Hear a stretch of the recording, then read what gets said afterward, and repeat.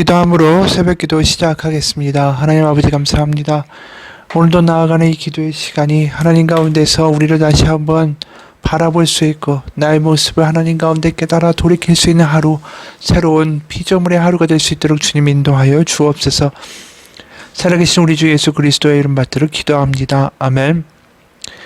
오늘은 열왕기 2장 36절에서 44절까지의 말씀입니다. 열왕기 2장 36절에서 44절까지의 말씀입니다. 왕이 사람을 보내어 시므이를 불러서 이르되 너는 예루살렘에서 너를 위하여 집을 짓고 거기서 살고 어디든지 나가지 말라. 너는 분명히 알라. 네가 나가서 기드론 시내를 건너는 날에는 반드시 죽임을 당하리니 내 피가 내 머리로 돌아가리라. 시므이가 왕께 대답하되 이 말씀이 좋사오니 내 주 왕의 말씀대로 종이 그리하겠나이다 하고 이에 날이 오래되도록 예루살렘에 머무니라. 3년 후에 시므이의 두 종이 가드 왕 마아가의 아들 아기스에게로 도망하여 간지라. 어떤 사람이 시므이에게 말하여 이르되 당신의 종이 가드에 있나이다. 시므이가 그 종을 찾으려고 일어나 그의 나귀의 안장을 지우고 가드로 가서 아기스에게 나아가 그의 종을 가드에서 데려왔더니 시므이가 예루살렘에서부터 가드에 갔다가 돌아온 일을 어떤 사람이 솔로몬에게 말한지라. 왕이 사람을 보내어 시므이를 불러서 이르되 내가 너에게 여호와를 두고 맹세하게 하고 경고하여 이르기를 너는 분명히 알라. 네가 밖으로 나가서 어디든지 가는 날에는 죽임을 당하리라 하지 아니하였느냐. 너도 내게 말하기를 내가 들은 말씀이 좋으니이다 하였거늘 네가 어찌하여 여호와를 두고 한 맹세와 내가 너에게 이른 명령을 지키지 아니하였느냐. 왕이 또 시므이에게 이르되 네가 네 마음으로 아는 모든 악 곧 내 아버지에게 행한 바를 네가 스스로 안하니 여호와께서 너의 악을 내 머리로 돌려 보내시리라. 그러나 솔로몬 왕은 복을 받고 다윗의 왕위는 영원히 여호와 앞에서 경고히 서리라 하고 여호야다의 아들 브나야에게 명령하매 그가 나가서 시므이를 치니 그가 죽은지라. 이에 나라가 솔로몬의 손에 경고하여 지니라. 아멘. 오늘은 솔로몬이 다윗의 유언에 따라 시므이를 죽이는 그러한 장면이 등장합니다. 다윗이 죽으면서 솔로몬에게 이러한 유언을 했죠. 오늘 이 같은 2장의 8절에 보면 세 번역으로 이렇게 말합니다. 시므이가 있다. 그는 내가 마하나임으로 가던 날에 나를 심하게 저주하였지만 그가 요단강으로 나를 맞으러 내려왔을 때 내가 주님을 가리켜 맹세하기를 너를 칼로 죽이지 않겠다 하고 말한 일이 있다. 그러나 너는 그에게 죄가 없다고 여기지 말아라. 너는 지혜로운 사람이니 그를 어떻게 처리해야 할지를 잘 알 것이다. 너는 그의 백발에 피가 묻혀 수월로 내려가게 해야 한다. 그러니까 다윗이 자기 때에는 자기 생애가 있을 때, 자기가 살아 있을 때에는 이 시므이를 죽이지 않지만 솔로몬에게 새로운 왕위가 넘어가면 솔로몬은 반드시 시므이를 죽이라고 유언을 하죠. 그러면 다윗과 시므이는 어떠한 악연이 있었길래 왜 이러한 일들이 애초부터 발생하게 되었을까요? 그 이야기는 애초에 압살롬의 반역대로 올라갑니다. 압살롬이 반역을 하게 되죠. 그러면서 이 압살롬의 그 예루살렘 점령 때문에 이제 도망을 가는 다윗을 보면서 이 시므이가 바후림에서, 그러니까 이 예루살렘에서 한 4km 정도밖에 떨어지지 않은 곳이에요. 이 시므이는 사울의 친족입니다. 게라의 아들이고 이름은 시므이라 이렇게 사무엘하 16장 5절에 나오는데, 그러니까 사울의 친척이죠. 그러니까 사울의 왕위가 무너지니까 자신의 이익도 동시에 무너진 거 아닙니까? 왕가였다가 하루아침에 아무것도 아닌 존재가 돼버린 거예요. 게다가 이 다윗에 대한 그러다 보니까 원망이 있는 거죠. 다윗이 자신에 있는 모든 부와 명예를 다 앗아간 존재가 되다 보니까 이 다윗이 자기 아들에게 쫓겨서 도망가는 걸 보니까 이게 마음이 고소한 거예요. 그러니까 돌을 던지기 시작합니다. 그리고 막 소리를 질러요. 사무엘하 16장 8절입니다. 사울의 족속의 모든 피를 여호와께서 내게로 돌리셨도다. 그를 이어서 네가 왕이 되었으나 여호와께서 나라를 내 아들 압살롬의 손에 넘기셨도다.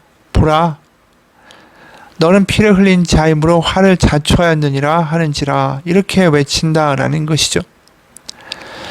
사실 사울 왕의 죽음이나 그 밖에 이스보셋과 같은 사울의 아들의 죽음, 그리고 나중에 이스보셋을 버리고 나머지 11지파를 데리고 통일 왕국을 위하여 다윗에게 복종하겠다고 이야기한 아브넬, 그 장관이죠. 군대 장관.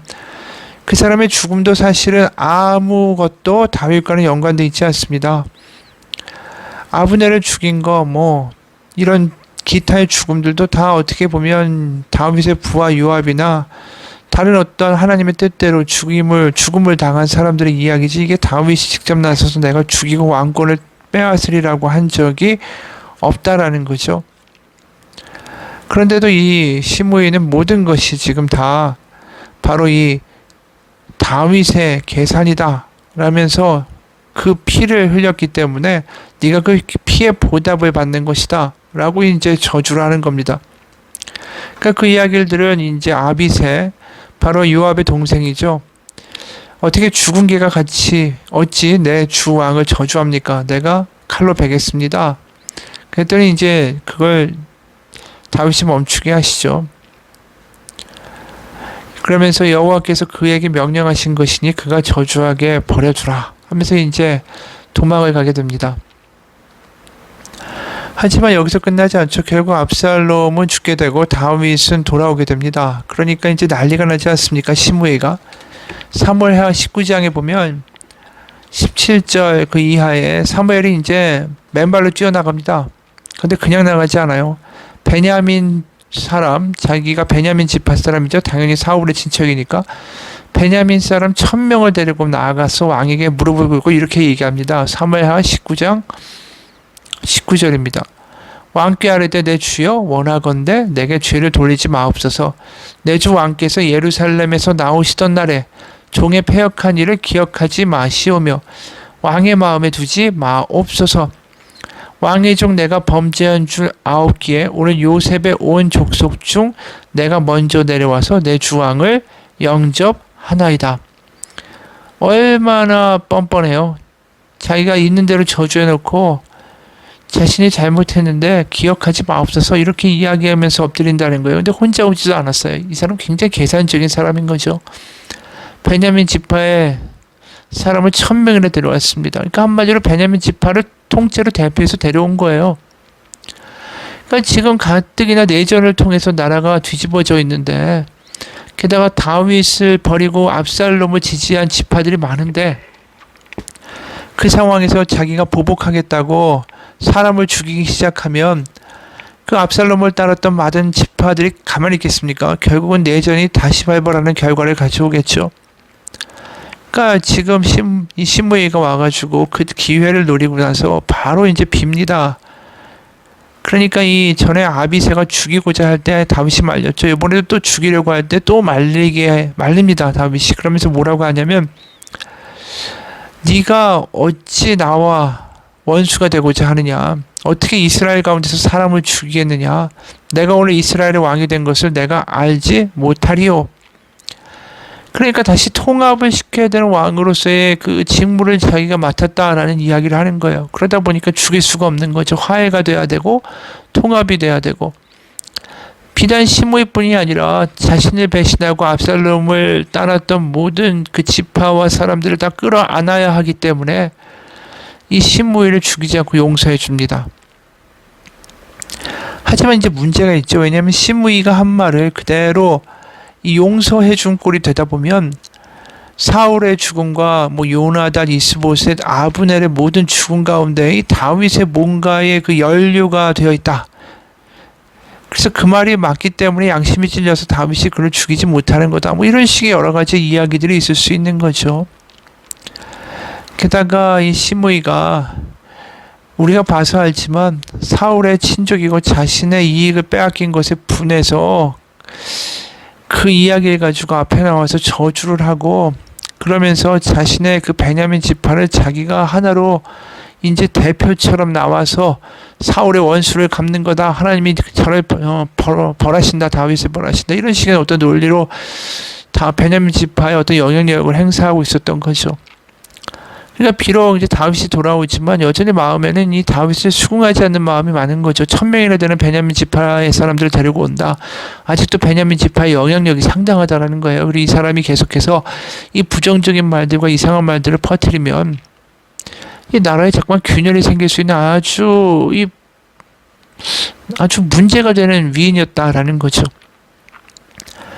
그러다 보니까 이제 다윗이 이 사람을 어떻게든 처리해라. 그리고 그 사람의 죽음이 전적으로 다윗의 왕과의 그 이전에 사울 왕과의 어떤 대결과 암살이라는 이상한 이야기를 퍼뜨리는 사람의 그 죄를 물어서 그 사람이 죽은 것이지 억울하게 죽인 게 아니다. 다윗은 사울의 왕과의 죽음과 아무런 연관이 없다. 이것을 어떻게 보면 이 시므이를 죽이면서 확실하게 매조지를 하라는 뜻이죠.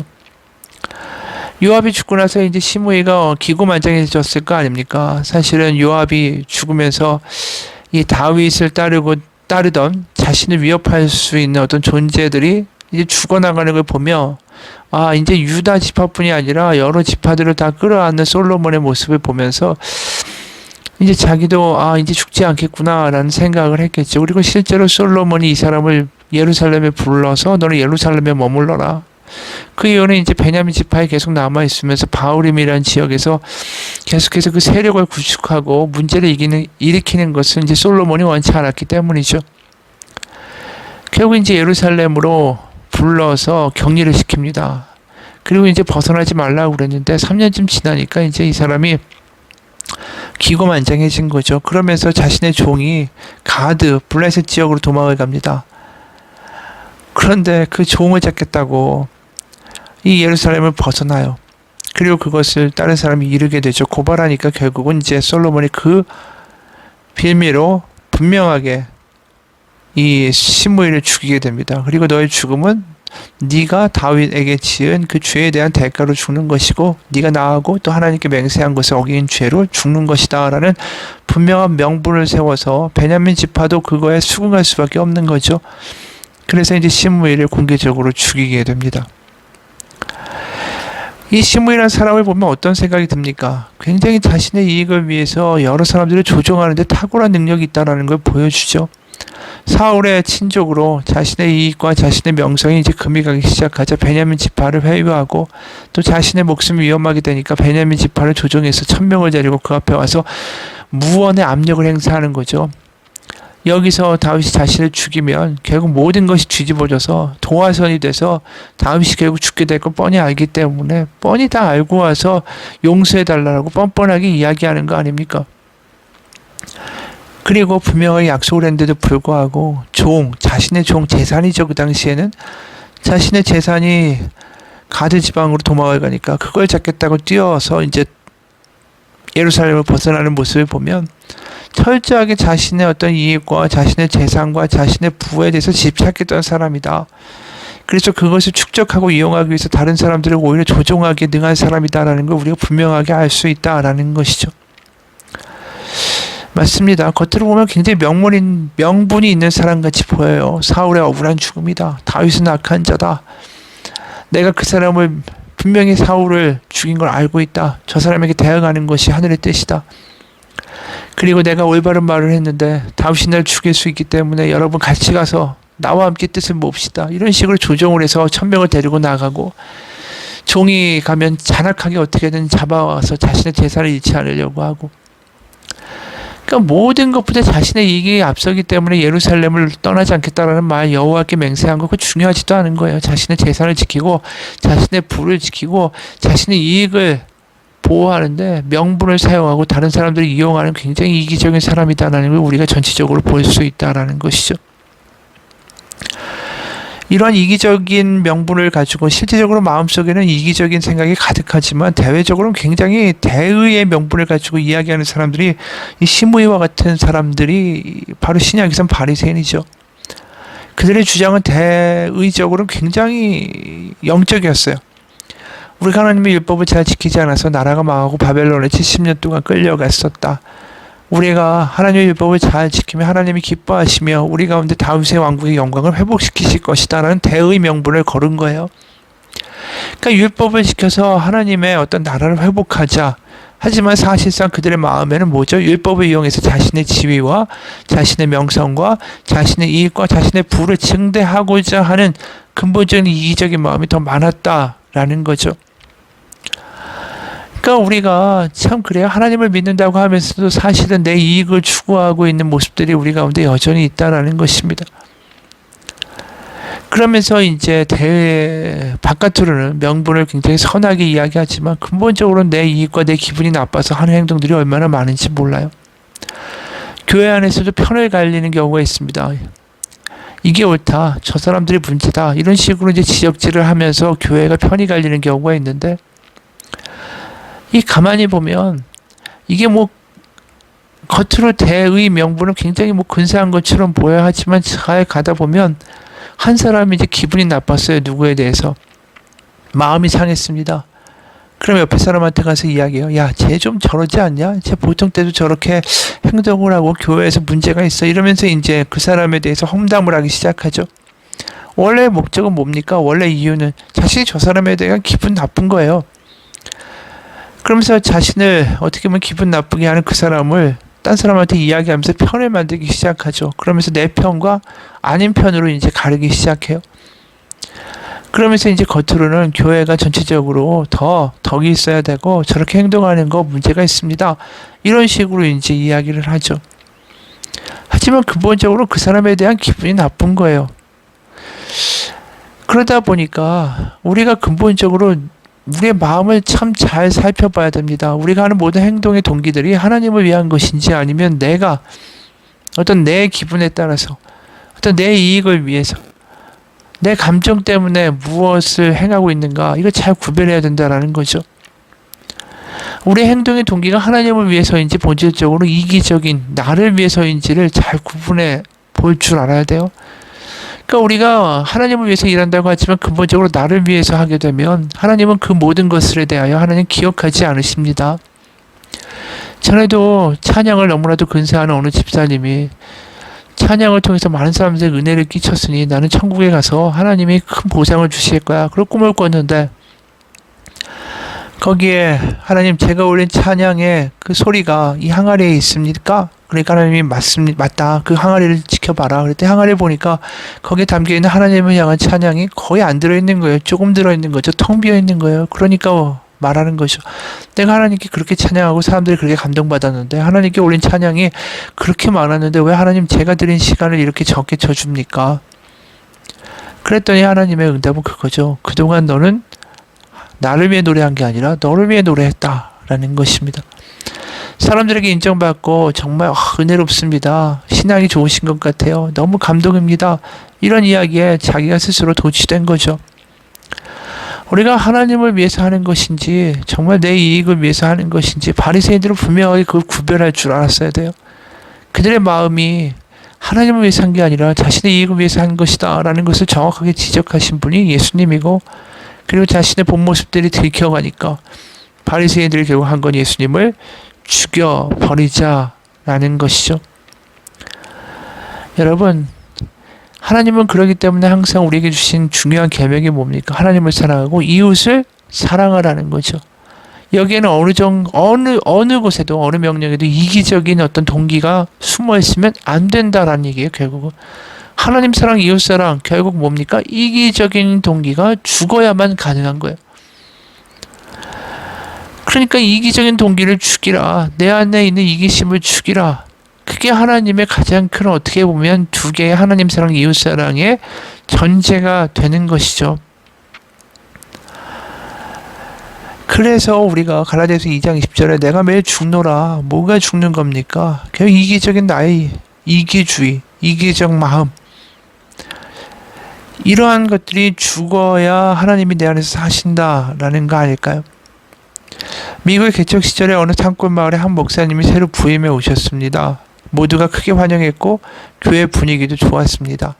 그 마을 사람들은 나무를 베어 통나무를 강에 띄워서 목재 공장이 있는 아랫마을로 내려보내고 내려보낸 통나무의 수만큼 돈을 계산해서 받아서 생활하는 벌목이 주업이었어요. 근데 그 마을 위에도 마을이 하나 더 있는데 똑같이 나무를 베서 강에 띄운 다음에 나중에 그걸 계산해서 그걸로 먹고 사는 마을이 있었던 거예요. 그러니까 윗마을과 아랫마을이 섞이면 안 되니까 윗마을 사람들이 나무를 해서 내려보낼 때 자기 마을에 표시를 해서 나무 끝에다가 매달아 놨습니다. 그럼 이제 도착하면 구별이 되는 거죠. 근데 어느 날 목사님이 마을을 둘러보다가 자기 마을 사람들이 이런 짓 하는 거 본 거예요. 윗마을 사람들이 내려보낸 통나무를 몰래 건져서 통나무 끝에 있는 표지를 잘라내고 거기다가 자기 마을 표시를 해서 내려보내는 걸 목격하게 된 겁니다. 아랫마을 사람들이 쉽게 말해서 윗사람들의 한 행동, 그 노동을 도둑질한 거죠. 그러니까 목사님이 그 주일에 네 이웃의 물건을 도둑질하지 말라라는 설교를 했어요.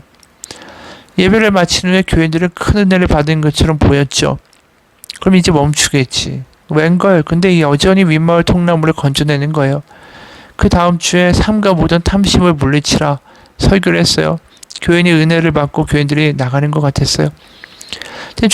주간에 보니까 여전히 윗마을에 통나무를 건져서 그 끝을 자르는 짓을 한 겁니다. 마침내 목사님이 그 다음 주일에 뭐라고 이야기했냐면 내 이웃의 통나무 끝을 잘라내지 말라. 아주 직접적으로 이야기한 거죠. 얼마 후에 목사님은 그 교회에서 쫓겨나고 말았습니다. 왜 그랬을까요? 자신들의 그 이기적인 어떤 행동들을 지적하는 게 듣기가 싫은 거예요. 차라리 늘 남의 이야기처럼 뜬구름 잡는 것처럼 그래 당신은 괜찮아. 그래 이거 너에게 해당되는 이야기 아니야. 이런 것처럼 들려줄 수 있는 목사는 좋지만 너는 너무 이기적이야. 너에게 이기심이 가득해. 하나님이 너의 이기심 아실 거야. 이렇게 얘기해버리는 사람 싫다라는 거죠. 똑같은 거에 예수님이 이야기하시니까 바리새인들이 발끈한 거죠. 너희 이기적인 사람들이다. 그래서 너의 이기심으로 다른 사람들을 죽이고 있다. 그 말이 바리새인들에게 너무 듣기 싫었던 거죠. 실제로 예수님이 누가복음 18장에 보면 바리새인과 세리의 비유를 이야기하시죠. 바리새인이 난 11조도 하고요. 구제도 하고요. 율법도 다 지키고요. 하나님 나에게 복을 달라는 식으로 당당하게 이야기합니다. 그럴 때 반대로 나오는 사람이 누구죠? 세리예요. 세리는 하늘을 들어 고개를 들어 하늘을 쳐다보지도 못하고 나는 죄인으로소이다 고백하죠. 그리고 하나님 아들 예수님이 누가 의로우냐? 바로 세리가 의롭다라고 말씀하셨어요. 근데 왜 바리새인의 대칭점에 세리라는 사람을 세우셨을까요? 창기가 있을 수도 있고요. 병자가 있을 수도 있고요. 어떻게 보면 그 당시 죄인의 카테고리에 들어갈 수 있는 사람들은 참 많습니다. 근데 왜 굳이 세리를 집어서 이야기하셨을까요? 쉽게 말하면 세리는 이기적인 행동을 한 사람의 대표적인 사람들이죠. 왜냐하면 우리나라로 말하면 친일파, 일제시대의 친일파 그 헌병 같은 존재였어요. 자신의 이익을 위해서, 자신의 집안을 위해서 같은 동족을 얼마든지 살육할 수 있는 존재들. 그러니까 세리가 뭡니까? 로마 제국에다가 세금을 바치기 위해서 같은 동포들을 핍박한 사람들이 세리죠. 대표적인 이기적인 행동을 한 사람들이에요. 근데 그가 뭐라고 얘기합니까? 나는 죄인입니다. 그 고백은 뭐죠? 저는 이기적인 사람입니다. 그 고백을 한 거예요. 근데 바리새인은 나는 전혀 이기적인 사람이 아닙니다. 나는 구휼을 하고요. 구제를 하고요. 11조를 하고요. 금식을 하고요. 난 절대적으로 이기적인 사람이 아닙니다. 이렇게 하나님 앞에서 이야기하는 거예요. 난 하나님을 위해서 하는 사람입니다. 하나님이 볼 때 그 바리새인이 가증스러운 거죠. 어떻게 보면 세리보다 더 이기적인 자신의 이익을 위해서 살아가는 인간이었으니까. 그래서 어떻게 보면 세리는 자기가 이기적이라는 걸 알아요. 하나님 저 너무 이기적으로 살았습니다. 제 이익을 위해서 살았고 제 생각을 주장했고 제 감정이 중요하다고 외쳤고 저 이렇게 이기적인 사람입니다. 저 생각밖에 할 줄 모르는 부족한 죄인입니다. 그 고백이 세리에서 튀어나온 거죠. 그게 의로운 거예요. 하나님 오늘도 우리가 하나님 참 이기적인 사람입니다. 제 이익을 위해서 거짓말도 하고요. 제 감정이 중요하다고 남 무시도 하고요. 남을 미워하고요. 저 하나님보다 저를 더 많이 사랑합니다. 하나님의 뜻이 이루어지는 것보다 제 뜻이 이루어지는 게 더 좋습니다. 하나님 어떻게 합니까? 이 고백이 하나님이 보실 때는 의로운 거라는 것이죠.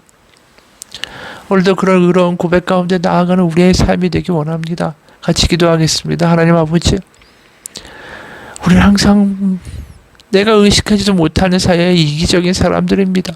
내가 좀 더 불편할까봐, 내가 힘들까봐, 내가 욕먹을까봐 순식간에 나를 생각하며 모든 행동들을 저지를 때가 많습니다.